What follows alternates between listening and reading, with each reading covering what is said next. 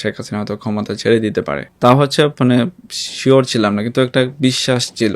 মানে তখন হচ্ছে আমি কিছুক্ষণ পর পর আমরা মানে নামাজ পড়ছিলাম, নফল নামাজ পড়া, এবং হচ্ছে আমার মনে আছে যে যখন শেখ হাসিনা চলে যাচ্ছে বা যাবে, এই ধরনের সিচুয়েশনটা, যে মোমেন্টটা তৈরি হওয়ার আগেও হচ্ছে নামাজে অনেক মানে কান্নাকাটি করা, দোয়া করা আল্লাহর কাছে।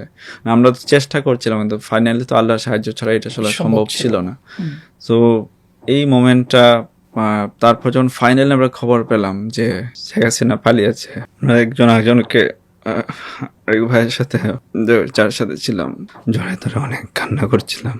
এটা আসলে আমাদের মানে একটা কমন চিত্র ছিল, মানে মানুষের মুক্তির যে একটা আনন্দ, এটা আসলে বলে বোঝানোর মতো না। আমরা থ্রু দ্য টাইম মনে করি যে আমার লাইফে অনেক ইম্পর্টেন্ট একটা টাইম ছিল, এবং এটা সবচেয়ে স্মরণীয় একটা টাইম ছিল, যে পুরোটা টাইম 1 মাস আমি মানে সব কিছু ছেড়ে আমি শুধুমাত্র এটার মধ্যেই ছিলাম।